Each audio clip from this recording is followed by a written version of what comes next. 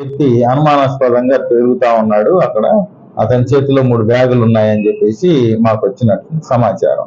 ఈ సమాచారం మేరకు ఇమ్మీడియట్లీగా ఎస్ఐ గారు మరి అలాగే సిబ్బందిని ఇమ్మీడియట్లీగా తహసీల్దార్ గారిని కూడా ఎండబెట్టుకొని అట్లాగే ఒక 2 మీడియేటర్స్ ని కూడా విఆర్ఓని తీసుకొని ఆ స్పాట్కి వెళ్ళడం జరిగింది.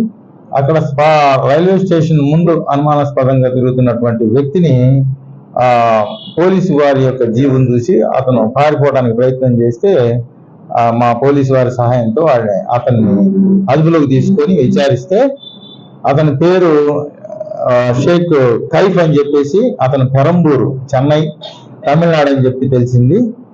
ఇతను ఒరిస్సాలో గాంజాయిని కొనేసి అంటే 1500 రూపాయలకి 1 కేజీ చొప్పున అతను గాంజా అక్కడ కొంటాడు.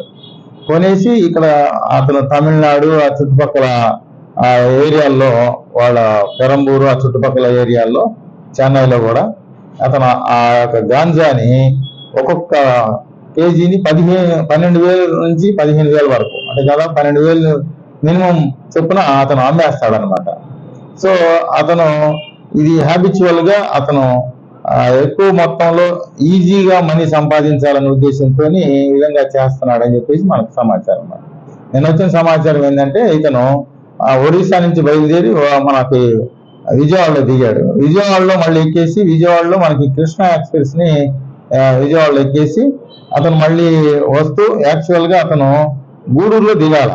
అయితే ఇతను కొంత గాంజాని సేవించడంతో ఆ మత్తులో అతను కాన్షియస్ కోల్పోయి అంటే సెమీ కాన్షియస్ లో ఉండి ఆ గూడూరులో దిగకుండా అతను ఆ కృష్ణా ఎక్స్ప్రెస్ మనకి వెంకటగిరి వచ్చిన దాకా రావడం జరిగింది అనమాట. వెంకటగిరి వచ్చేదానికి అతను కొంచెం మేల్కొని పక్కన వాళ్ళని అడిగేసి అది వెంకటగిరి వచ్చేసాము అని చెప్పేసి తెలుసుకొని ఆ బ్యాగులతోనే అక్కడ వెంకటగిరిలో దిగడం జరిగింది రైల్వే స్టేషన్ లో. ఆ తర్వాత అక్కడ ట్రైన్లు అందుబాటులో లేకపోవడంతో అతను బస్ స్టాండ్కి వెళ్ళాలని చెప్పేసి వాకప్ చేస్తే ఈ లగేజ్ ని ఆటో వాళ్ళతోని ఈ సంప్రదిస్తా ఉన్నాడు. ఈ అనుమానాస్పదంగా ఉన్నట్టు మనకి ఆటో వారి యొక్క సమాచారం మేరకు పోలీసు వారిని అలర్ట్ చేస్తే ఇమీడియట్లీ వెళ్ళేసి అతన్ని పట్టుకోవడం జరిగింది.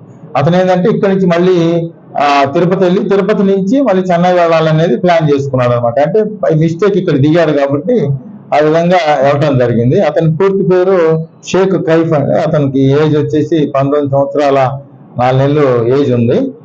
ఇతను పెరంబూరు గ్రామానికి చెందినటువంటి వ్యక్తి, చెన్నై తమిళనాడు స్టేట్. ఇతను గతంలో కూడా జైల్లో ఇటువంటి కేసుల్లో జైల్లోకి వెళ్ళి రావడం జరిగింది.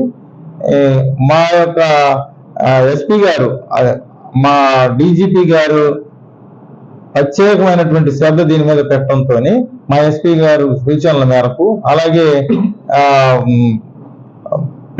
గూడూరు డిఎస్పీ గారి యొక్క సూచనల మేరకు ఈ గాంజాని దాన్ని మన ఏరియాలో లేకుండా చేయాలన్న ఉద్దేశంతో పగడ్బందీగా ఇన్ఫర్మేషన్ పెట్టుకుని ఎప్పటికప్పుడు దాన్ని సర్వేలెన్స్ చేసుకుంటూ ఈ గాంజాని నిర్మూలించడానికి మా వంతు కృషి చేస్తా ఉన్నాం.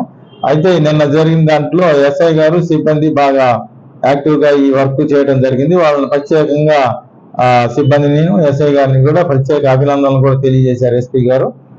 కాబట్టి ఈ ఏరియాలో ఏ రకమైనటువంటి గాంజాకి సంబంధించినటువంటి సమాచారం సేవించడం కానీ వాళ్ళ దగ్గర పెట్టుకోవడం కానీ ఉంటే ఖచ్చితంగా వారి మీద కఠినమైనటువంటి చర్యలు తీసుకోవడానికి ఏమాత్రం కూడా వెనకాడబోమని చెప్పేసి పోలీస్ శాఖ తరఫున ఈ యొక్క మీడియా ద్వారాగా మేము తెలియజేస్తా ఉన్నాము. టోటల్ గా మాకు దొరికిన దాన్ని మేము క్యాల్కులేట్ చేస్తే 9 ఈ బ్యాగులు ఉన్నాయి. 9 బ్యాగుల్లో 9 ఒక్కొక్క అప్పెట్లో మొత్తం 2 కిలోల చొప్పున టోటల్ గా 18 కిలోల గాంజా ఉంది. ఈ మొత్తం గాంజా విలువ 1,98,000 రూపాయల విలువ ఉంటుంది. అంటే 12,000 చొప్పున అమ్ముతాడు కాబట్టి 1,98,000 రూపాయలు ఉంటుంది. అలాగే అతని నుంచి 2 సెల్ ఫోన్లు కూడా మేము సీజ్ చేయడం జరిగింది. ఇతన్ని ఇప్పుడు రిమాండ్ కి పంపిస్తాము. భవిష్యత్తులో కూడా ఇతని మీద ప్రత్యేకమైనటువంటి నిఘా ఉంటుంది. ఇతని ఫార్వర్డ్ అండ్ బ్యాక్వర్డ్ అంటే ఇతనికి లింక్స్ ఏమైనా ఉన్నాయో వాటి మీద కూడా ప్రత్యేకంగా వెరిఫై చేస్తా ఉన్నాం.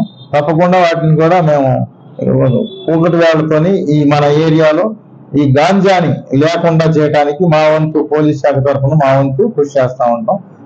పబ్లిక్ కూడా అలాగే అందరూ కూడా ఎవరైనా సరే సమాచారం ఇస్తే వాళ్ళ సమాచారాన్ని కూడా ఇచ్చిన సమాచారాన్ని వాళ్ళ వివరాలను కూడా గోప్యంగా ఉంచుతాం. కాబట్టి గాంజాకు సంబంధించినటువంటి ఏ రకమైనటువంటి వివరాలు ఒకవేళ సమాచారం తెలిసినా కూడా పోలీసు వారికి సమాచారం ఇవ్వాలని చెప్పేసి మీడియా ద్వారా ప్రత్యేకంగా తెలియజేసుకుంటూ సెలవు తీసుకుంటాం. Thank you.